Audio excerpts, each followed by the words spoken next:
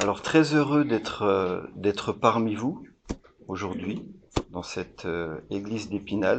Donc nous étions là il y a 1 an et demi à peu près, et on voit que l'église s'agrandit. Hein, gloire à Dieu, vraiment gloire à Dieu. Et je me disais pendant la présidence, Dieu est vraiment formidable avec ces multiples églises qu'il construit.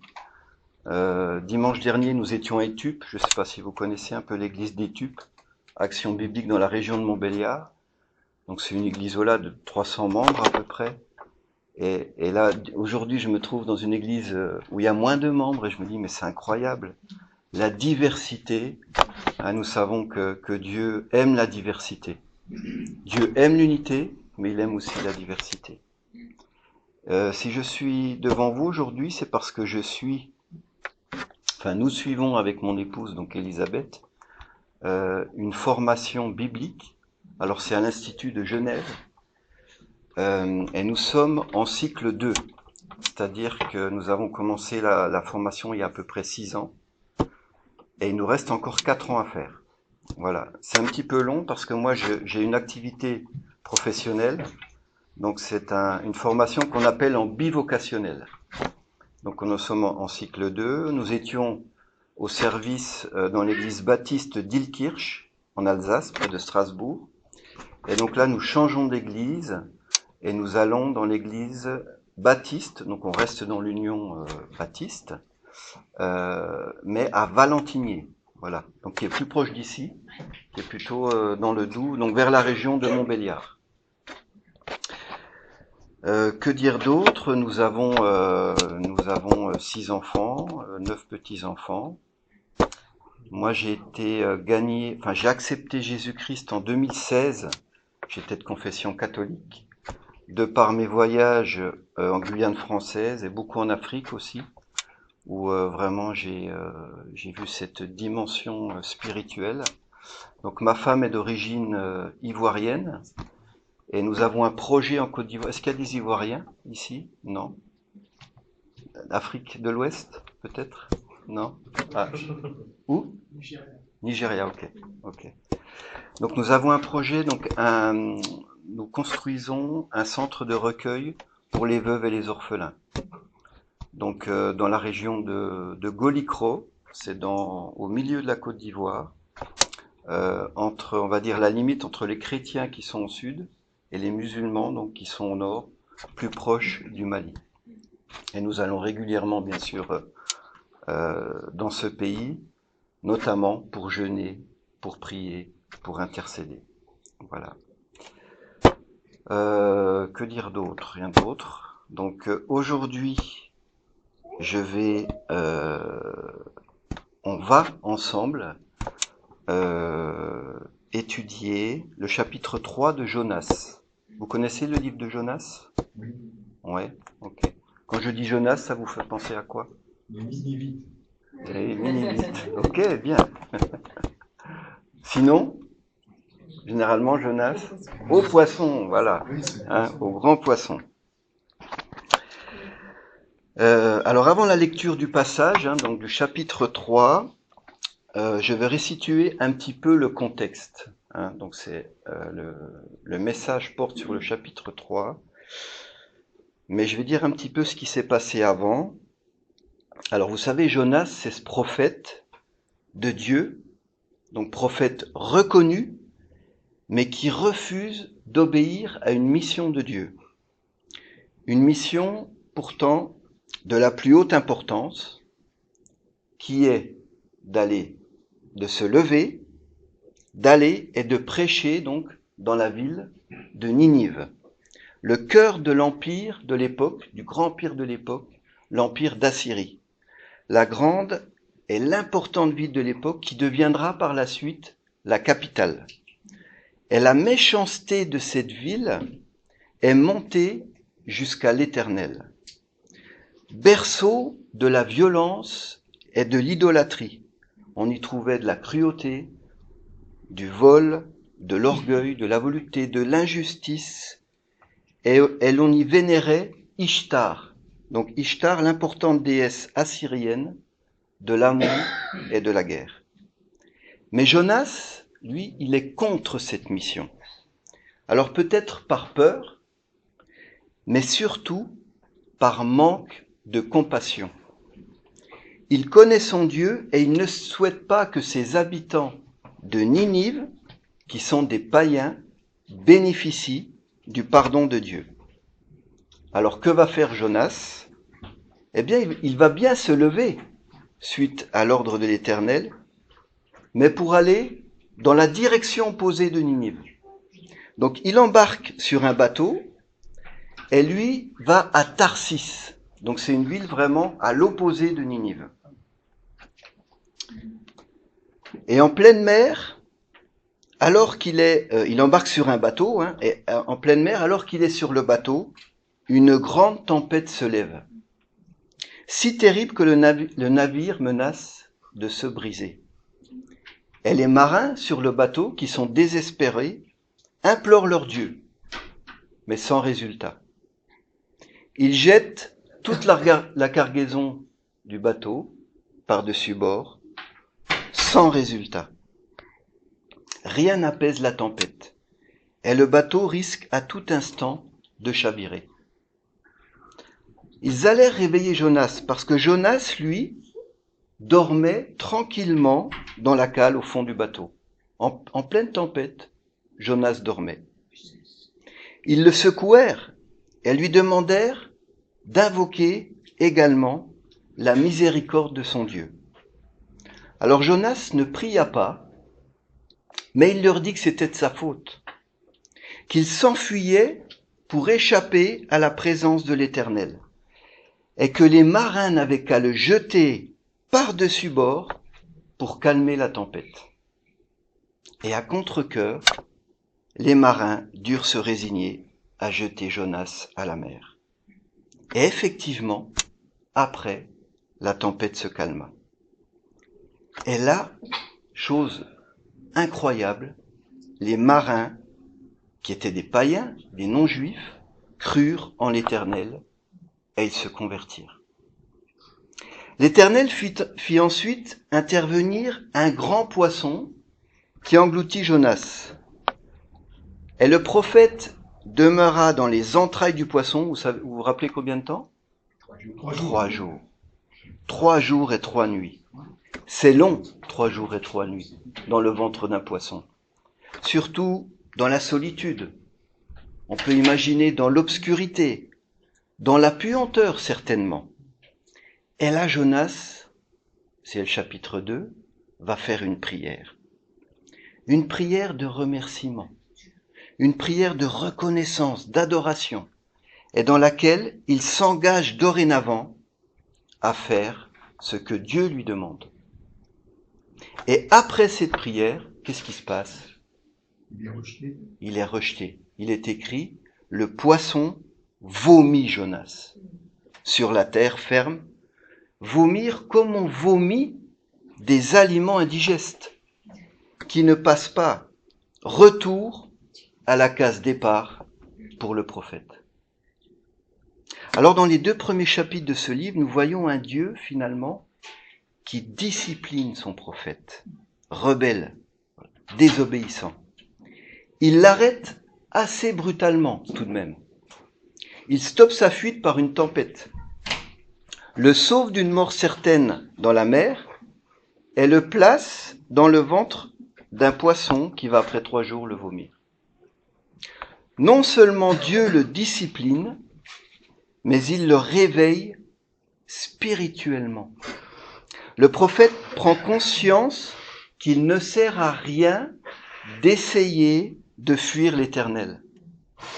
Et il reconnaît la souveraineté de Dieu qui est capable de déclencher des tempêtes et de commander un grand poisson de l'avaler pour le stopper. Nous voyons ici toute la grâce de Dieu qui ne punit pas, qui ne condamne pas les choix de son prophète, mais qui le sauve d'une mort certaine, qui le reprend et qui le ramène à la vie en quelque sorte. Alors, que va-t-il se passer ensuite? Eh bien, c'est ce que nous allons voir maintenant. Et nous allons donc lire le chapitre 3. La parole de l'Éternel fut adressée à Jonas une seconde fois en ces mots. Lève-toi, va à Ninive, la grande ville, et fais-y la proclamation que je te dis. Alors Jonas se leva, il alla à Ninive, selon la parole de l'Éternel. Or Ninive était devant Dieu une grande ville de 3 jours de marche. Jonas commença par faire dans la ville une journée de marche. Il criait ces mots. Encore 40 jours et Ninive sera bouleversée. Les gens de Ninive crurent en Dieu. Ils proclamèrent un jeûne et se revêtirent de sacs. Depuis les plus grands jusqu'aux plus petits, la nouvelle parvint au roi de Ninive. Il se leva de son trône, ôta son manteau, se couvrit d'un sac et s'assit sur la cendre. Il fit crier ceci dans Ninive, par décision du roi et de ses grands, que les hommes et les bêtes, le gros et le menu bétail, ne goûtent de rien, ne pèsent pas et ne boivent pas d'eau, que les hommes et les bêtes soient couverts de sacs, qu'ils crient à Dieu avec force, et que chacun revienne de sa mauvaise conduite et de la violence attachée aux paumes de ses mains. Qui sait? Si Dieu ne reviendra pas et n'aura pas de regret, et s'il ne reviendra pas de son ardente colère, en sorte que nous ne périssions pas.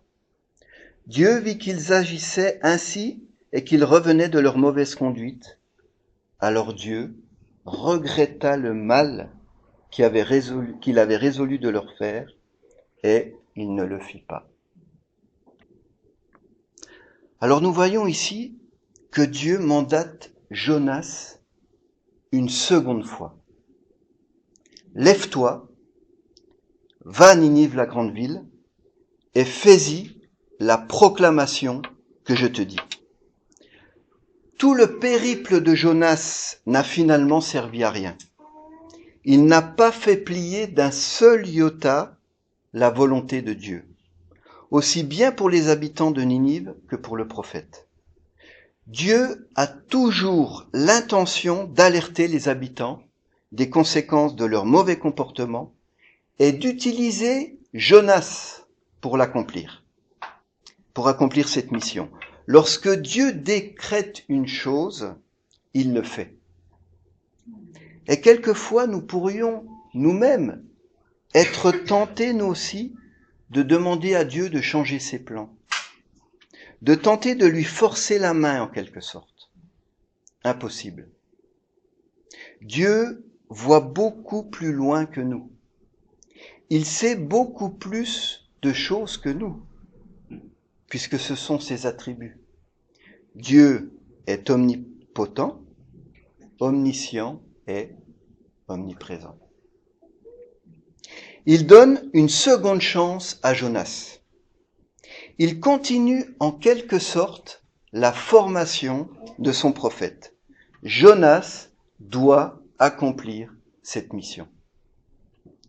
Et d'une façon plus large, c'est ce que Dieu nous demande à tous, d'accomplir sa volonté, d'ouvrir nos yeux spirituels et de discerner les plans bienveillants qu'il a préparés pour chacun de nous, et de nous inscrire dans ce qu'il a prévu pour nous.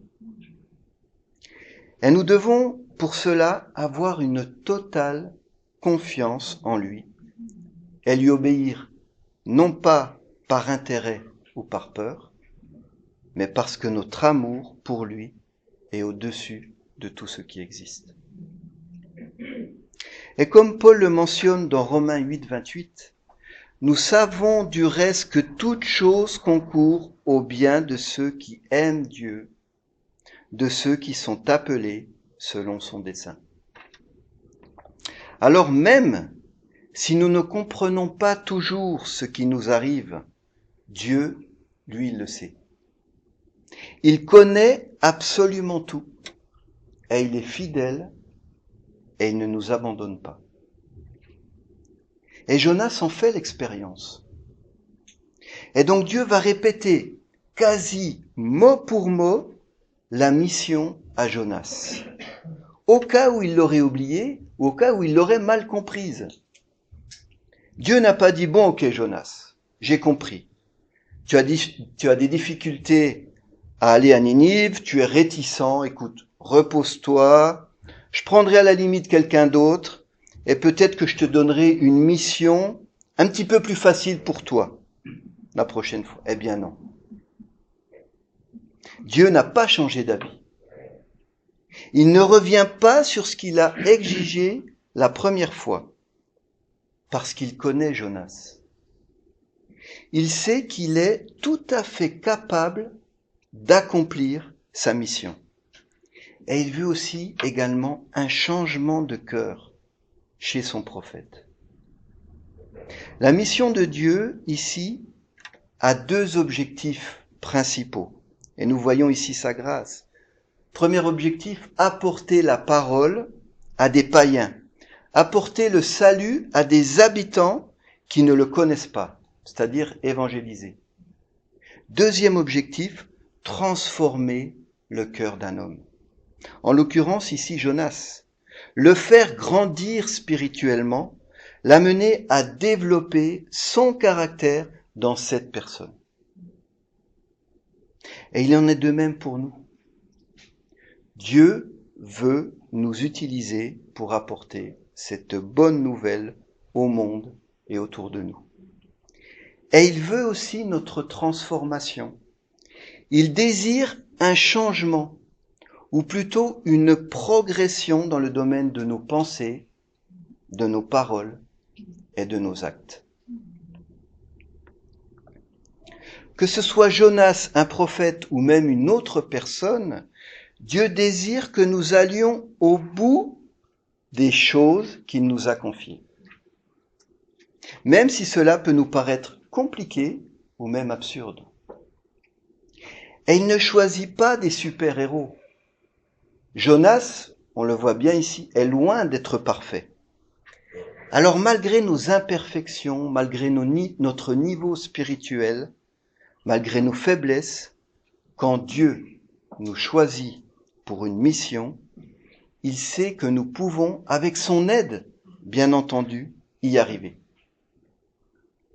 Et cette mission sera en accord pour contribuer à notre perfectionnement dans la sanctification, dans notre fonction de disciple de Jésus, d'ambassadeur du royaume de Dieu. Il sait que nous avons la capacité de réaliser la mission qu'il nous confie, et il ne nous demandera jamais d'effectuer quelque chose qui est au-delà de nos limites, de nos forces ou de nos compétences. Et rappelons-nous ces paroles dans le chapitre 2 de Éphésiens, verset 10. Ce que nous sommes, nous le devons à Dieu. Car par notre union avec le Christ Jésus, Dieu nous a créés pour une vie riche d'œuvres bonnes qu'il a préparées à l'avance afin que nous les accomplissions. Quel est mon chemin? Ou alors, qu'est-ce que Dieu a préparé pour moi ici-bas, sur cette terre, dans cette vie? Quel est mon ministère? Quelle place m'a-t-il réservée dans son corps, dans son Église, dans son merveilleux plan de rédemption? Et puis sans aller aussi loin, qu'est-ce que le Seigneur me demande de faire cette semaine? Ou aujourd'hui même? Qu'est-ce que le Seigneur me demande? Est-ce par exemple une demande de pardon à formuler à un proche, à un parent, un geste amical à poser, une prière à exprimer à Dieu, un chant de louange, d'adoration envers lui, un péché à confesser ou un encouragement à envoyer à un frère ou à une sœur? Que m'as-tu préparé, Seigneur, pour aujourd'hui? Cela dit, nous pouvons accueillir avec humilité et soumission ce qu'il nous demande de faire chaque jour de notre vie et marcher vers l'avant sans hésiter, sans nous arrêter et sans aller trop vite, bien sûr. Il n'existe qu'une seule manière de marcher dans les œuvres bonnes que Dieu a préparées d'avance pour nous, c'est un pas à la fois. Pas deux, pas trois, mais un pas, qui peut être plus ou moins grand, mais un seul pas à la fois. Dieu ici ne change pas de mission pour Jonas, car le prophète n'a pas avancé, il n'a pas fait ce pas de foi. Dieu l'a ramené sur le bon chemin et lui confie la même tâche pour qu'il puisse avancer dans la direction choisie, non pas par Jonas, mais la direction choisie par Dieu. Les ordres de Dieu sont à nouveau clairs, précis, sans ambiguïté. La mission en 3 actions progressives. Lève-toi, va et prêche ma parole. Nous comprenons l'urgence de cette mission. Dieu demande à son prophète de se réveiller spirituellement, de bouger, d'aller vers l'autre et d'annoncer sa parole. Alors que va faire Jonas ? Eh bien cette fois, il va obéir. Il semble avoir compris qu'il ne sert à rien de fuir l'Éternel, d'échapper à une mission confiée. Le prophète se leva et alla à Ninive conformément à l'ordre de Dieu. Et il commença à marcher dans la ville et à crier ces mots, « Encore 40 jours et Ninive sera bouleversée. » Ninive était vraiment une grande ville. 3 jours pour la traverser. Elle avait près de 100 kilomètres de périmètre et elle comprenait en réalité 3 villes distinctes. C'était la ville imposante, luxurieuse, imprenable, puisqu'elle était entourée d'une muraille d'une dizaine de mètres de large et flanquée de 1500 tours autour de 66 mètres de haut. Jonas ne se démonte pas. Il entra dans la ville et commença à proclamer que dans 40 jours, Ninive sera détruite. Et nous pouvons souligner tout de même ici le courage de Jonas. C'est comme si Dieu nous demandait d'aller à Paris, ou à Londres, ou même dans un lieu un petit peu plus critique, comme par exemple à Casablanca au Maroc, ou à Pékin en Chine, et d'aller de quartier en quartier, et de crier à tue-tête aux habitants, « Votre ville sera détruite dans 40 jours ». Il a fallu une bonne dose de courage à Jonas. Mais Dieu avait raison. Son prophète possédait toutes les aptitudes pour exécuter cette mission. Et il ne s'est pas trompé de personne. Et là, nous comprenons qu'il y a un commencement de changement chez Jonas.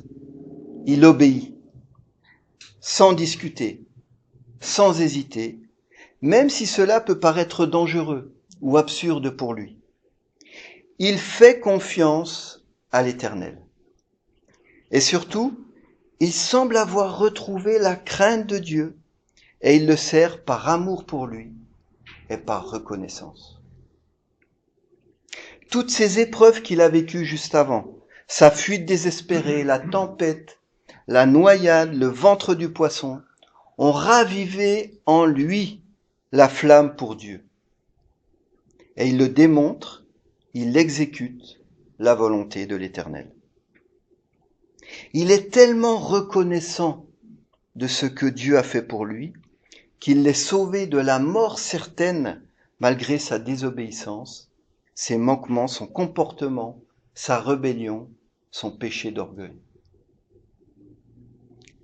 Qu'en est-il pour nous aujourd'hui ? Sommes-nous prêts aussi à discerner la volonté de Dieu, à rentrer dans ce qu'il a prévu pour chacun de nous. Comprenons-nous lorsqu'il nous discipline, lorsque nous sommes endormis spirituellement ou alors sortis du sentier battu. Ce Dieu qui a tant fait pour nous, ce Dieu qui veut le mieux pour nous et qui nous a offert toutes sortes de bénédictions spirituelles en Christ, ce Dieu qui nous a absolument tout donné. Comprenons-nous réellement sa grâce, l'étendue de son amour pour nous lorsqu'il nous reprend, nous réveille et tente de renouer une saine relation avec nous? Avons-nous ce courage? Avons-nous cette crainte mêlée de respect et surtout cet amour pour lui, pour obéir, pour agir comme il le souhaite, pour marcher dignement de l'appel que nous avons reçu, lui qui nous a aimés le premier?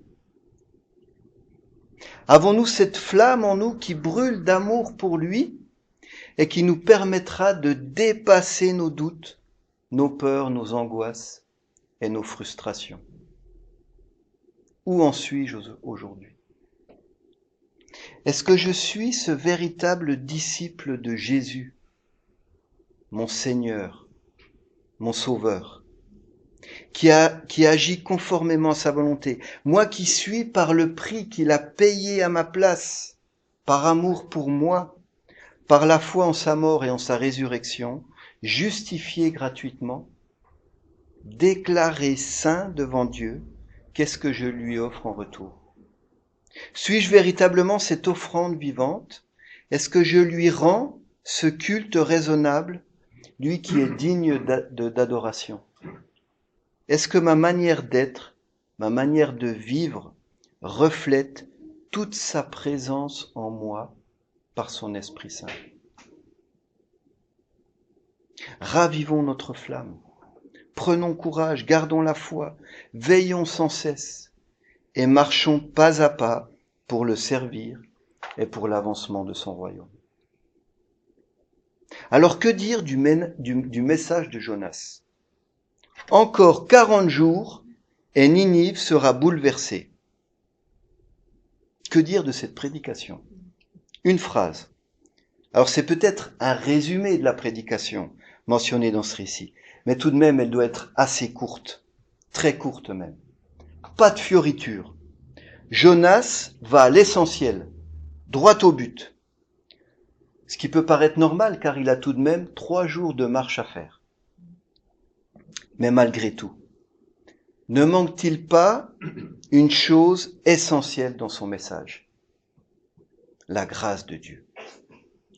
Jonas évoque le jugement, la colère de Dieu qui va s'abattre sur la ville, mais pas un mot sur la grâce, sur l'amour de Dieu, sur le pardon possible, pas un mot sur la repentance. Et nous voyons ici Jonas qui obéit effectivement à Dieu, mais son intention ne semble toujours pas bonne. Il ne souhaite pas le pardon de Dieu pour les habitants de cette ville. Il pense certainement que cette ville n'a finalement ce qu'elle mérite. Et puis les habitants sont si éloignés de Dieu qu'ils ne vont certainement pas comprendre son message. Alors Jonas obéit, il répète ce que Dieu lui a dit mot pour mot, mais sans y croire, sans conviction, sans amour. Pour lui, le sort de Ninive est déjà scellé. Dieu abattra sa terrible colère sur cette ville. Cependant, les premiers mots, encore 40 jours, dévoilent que Dieu n'a pas l'intention de détruire Ninive de façon immédiate, mais qu'il souhaite leur accorder un délai supplémentaire, un temps pour leur donner l'occasion de réagir au message divin. Quelquefois, nous sommes peut-être comme Jonas, incrédules. À quoi cela sert-il, pensons-nous, d'aller évangéliser, par exemple dans les rues d'Épinal? À quoi cela sert-il? Je vais perdre mon temps. Les gens ne croient plus en Dieu. À quoi cela sert-il de persévérer dans la prière pour telle ou telle nation, ou pour cette personne qui s'éloigne de Dieu, qui est remplie de péchés et qui commence à m'insupporter? Pourtant, dans sa parole, Dieu est clair. Dieu nous demande de prier sans cesse pour toutes sortes de choses en toutes circonstances. Il nous demande d'aller annoncer la bonne nouvelle à travers le monde. Il nous demande de ne pas juger, car lui seul est le juste juge, mais de porter du fruit et d'aller même jusqu'à bénir nos ennemis. Et nous voyons ici un des caractères essentiels de Dieu, et Raphaël l'a rappelé ce matin, sa patience. Sa patience pour les justes et sa patience pour les injustes. Il laisse le temps aux perdus de le connaître et à ceux qui sont éloignés de revenir à lui. Alors que se passe-t-il juste après la prédication de Jonas? Eh bien, contre toute attente, contre tout pronostic, les gens de Ninive crurent en Dieu. Ils prirent à cœur le message de Dieu donné par Jonas et ils mirent toute leur confiance en ce Dieu. Ils comprirent en un instant leur état de pécheur, leur mauvaise attitude et le jugement qui va s'abattre sur eux. Ils entendirent peut-être pour la première fois, pour la majorité d'entre eux, la parole de Dieu. Et leur changement fut radical, immédiat. Ils commencèrent à publier un jeûne, et ensuite ils s'humilièrent devant l'Éternel. Il est écrit que quel que soit leur niveau social, du plus pauvre au plus riche, sans exception, donc couvrant un large spectre de personnes. Et là, nous voyons toute la puissance de Dieu, que tout, absolument tout, vient de lui. Ici, nous pouvons affirmer sans trop se tromper que la prédication de Jonas est passablement médiocre quand même.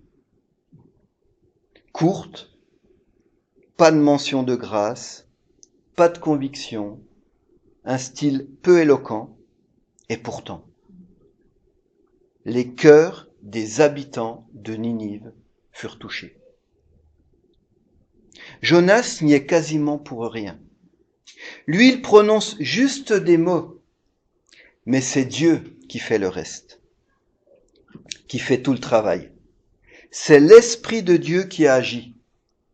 Lui, qui souffle où il veut, a voulu le réveil spirituel à Ninive. Et cela peut nous aider à prendre conscience que nous-mêmes, nous ne sommes que des instruments qu'utilise le Seigneur. Cela ne signifie pas que nos prédications doivent être médiocres ou que nos témoignages doivent être donnés sans conviction, mais cela veut dire que tout vient de Dieu. Nous semons, nous récoltons, mais c'est seulement lui qui fait croître. Nous sommes entièrement dépendants de Dieu. Et c'est à lui que toute la gloire et l'adoration revient, sûrement pas à nos prouesses, sûrement pas à nos performances. Donc, la parole de Dieu toucha tous les cœurs de cette ville, même les autorités, même les grands de cette cité, même le roi, qui du haut de son trône en descendit et s'humilia. Le roi ne fit pas que plier les genoux. Il quitta son trône, il enleva son manteau royal, le remplaça par un vêtement de deuil, et il s'assit sur la cendre. Une attitude d'entière soumission, d'humilité, de crainte, de respect et de repentance devant Dieu.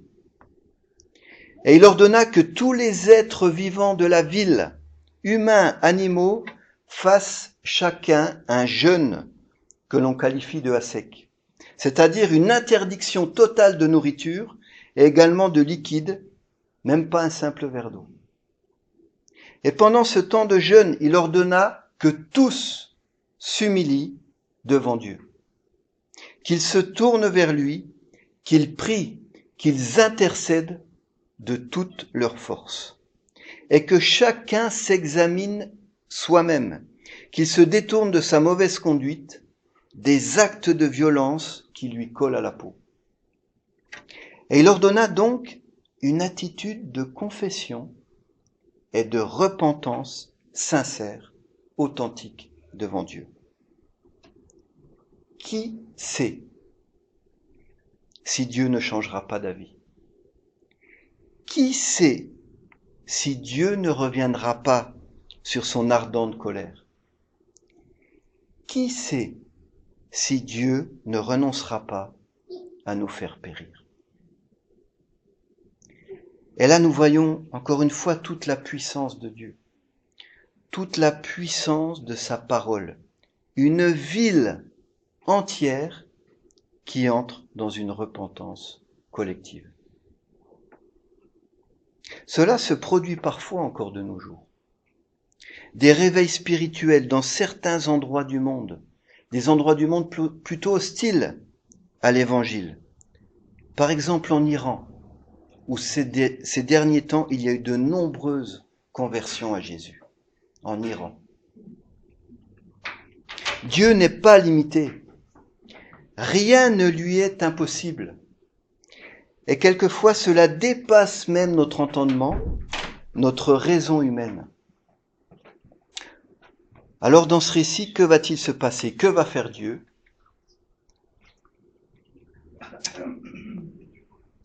Devant la réaction des Ninivites, en voyant comment ils se détournaient de leur mauvaise conduite, Dieu revient sur sa décision. Il renonça à faire venir sur eux le malheur dont il les avait menacés. Alors pour être plus exact, il me semble plus juste de dire que Dieu, face à leur repentance, a plutôt reporté son jugement sur cette ville. Car nous savons qu'après 2 siècles plus tard, après avoir connu une formidable expansion économique, Ninive sera finalement détruite. Mais nous voyons ici toute la grâce de Dieu. Lui qui est patient avec sa création, qui offre du temps pour que les pécheurs se repentent, un Dieu de justice qui aime que ses créatures se repentent de leurs mauvaises actions. Et il en est de même pour chacun de nous. Voilà ce qu'attend le Seigneur, une attitude de repentance. Il n'a pas besoin de nos sacrifices. Il n'a pas besoin de nos performances, même de notre travail, si légitime soit-il. Il veut une confession, une prise de conscience de nos fautes et un désir de changement d'attitude de notre part. Et ainsi, il nous offre son pardon et sa grâce. Psaume 51, versets 18-19, il est écrit « Si tu eusses voulu des sacrifices, je t'en aurais offert. Mais tu ne prends point plaisir aux holocaustes. Les sacrifices qui sont agréables à Dieu, c'est un esprit brisé. Ô Dieu, tu ne dédaignes pas un cœur brisé et contrit. » Alors quelquefois nous pouvons convenir, ce n'est pas toujours facile. Nous pouvons être réellement victimes d'une injustice ou ne pas avoir confiance que nous avons blessé une personne. Mais Dieu nous demande d'avoir un esprit de réconciliation. Ce qui signifie de s'examiner soi-même régulièrement, d'accepter nos torts, de faire preuve d'écoute et de bienveillance, d'accepter de demander pardon et d'offrir le pardon, de mettre notre ego de côté et d'entendre les conseils et les alertes que peuvent nous donner un frère ou une sœur. Et qu'en est-il de nos villes aujourd'hui? Qu'en est-il de nos villes aujourd'hui en Occident? Ne sont-elles pas comme Ninive sous la coupe du jugement de Dieu? Ne présentent-elles pas les mêmes symptômes comme l'idolâtrie, la recherche à n'importe quel prix du bonheur, l'injustice sociale qui grandit, l'oppression des plus faibles, les mœurs qui se dégradent, l'individualisme? Est-ce que les relents de notre méchanceté ne sont pas remontés jusqu'à Dieu? Là où va notre monde, quand nous lisons dans la presse qu'une personne âgée dans une ville meurt seule chez elle et que c'est qu'au bout de quelques jours que l'on s'en aperçoit, personne ne s'est inquiété de son absence, ni sa famille, ni les voisins. Voilà notre monde d'aujourd'hui. Comme nous l'avons vu, Dieu laisse du temps. Il fait pleuvoir la pluie aussi bien sur les justes que sur les injustes. Pour l'instant. Mais jusqu'à quand? Nous ne savons pas, mais un jour, l'heure du jugement arrivera. Alors, nous qui sommes enfants de Dieu, continuons en tant que disciples de Jésus à annoncer cette bonne nouvelle autour de nous, à témoigner de notre espérance, nous l'avons chanté ce matin, de notre salut en Jésus et du changement merveilleux opéré dans notre vie. Continuons à prier pour nos proches, persévérons, pour les personnes qui sont encore du monde, pour notre nation, pour notre ville, pour Épinal. Qui sait? Soyons aussi patients, comme l'est le Seigneur. Peut-être que les cœurs s'ouvriront à la parole et qu'ils recevront pleinement la grâce de Dieu. Comme j'entends souvent en Côte d'Ivoire, on dit là-bas, la main de Dieu n'est pas courte, mais son temps n'est pas le nôtre. Et en conclusion, je terminerai par dire que ce passage nous montre l'incroyable grâce de Dieu. Tout d'abord envers son prophète. Dieu l'arrête. Il ne l'abandonne pas. Il lui met des bâtons dans les roues pour sa compréhension et lui redonne une seconde chance. Et ensuite envers les habitants de Ninive, en leur laissant le temps de se repentir et finalement en annulant ou en reportant la menace de destruction. Dieu qui pardonne à la ville idolâtre comme il a pardonné à son prophète. Le but visé par son jugement, c'est la correction, pas la vengeance. Dieu regarde toujours au cœur et il est toujours prêt à manifester sa grâce à qui le cherche. Et nous voyons ici la force de la repentance. La repentance aussi bien collective qu'individuelle. Lorsque nous arrivons à accepter nos travers et à désirer véritablement un changement, Dieu nous offre son pardon. Il peut encore changer notre histoire si nous nous tournons vers lui aussi bien en tant qu'individu, en tant qu'Église et en tant que nation. Et je terminerai par la lecture du verset 14 du chapitre 7 dans 2 Chroniques. « Si mon peuple sur qui est invoqué mon nom s'humilie, prie, cherche ma face et se détourne de ses mauvaises voies, je l'exaucerai du haut des cieux. » Amen.